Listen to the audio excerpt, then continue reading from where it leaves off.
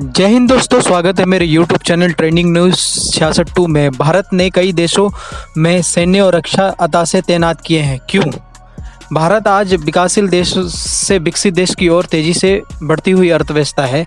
भारत ने दुनिया के प्रमुख क्षेत्रों के साथ रणनीतिक संबंधों का विस्तार करने के साथ हथियारों के निर्यात को बढ़ावा देने के लिए एक बड़े कदम के रूप में एक नई देश में सैन्य और रक्षा अताशे तैनात करना शुरू कर दिया है। सरकारी सूत्रों ने बुधवार को कहा है कि नौसेना और आईएफ से 15-16 नए अताशे अब पोलैंड, आर्मेनिया, तंजानिया और Mozambique, Djibouti, Ethiopia, Ivory Coast और फिलीपींस जैसे देशों के कुछ तर्कसंगतता के बाद कटौती करके तैनात किए जा रहे हैं।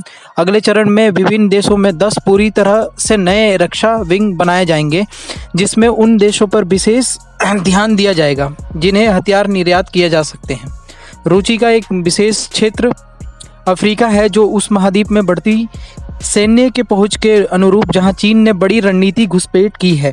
अफ्रीकी देशों के साथ चल रहे युद्ध अभ्यास, सैन्य आदान प्रदान और प्रशिक्षण कार्यक्रम के अलावा भारत अब उन्हें स्वदेशी तेजस लड़ाकू विमान, Pinaka multi launch rocket system, BrahMos supersonic cruise missile और आकाश वायु रक्षा मिसाइल सिस्टम निर्यात करने की कोशिश कर रहा है। दक्षिणी चीन सागर समेत हिंद प्रशांत क्षेत्र में चीन के आक्रामक व्यवहार को देखते हुए भारत की भी आसियान देशों के साथ सैन्य संबंध लगातार बढ़ा रहा है। इसके चलते जनवरी 2022 में फिलीपींस के साथ ब्रह्मोस मिसाइल की 3 एंटी-शिप तटीय बैटरियों के लिए $375 मिलियन का अनुबंध व्यापार किया गया।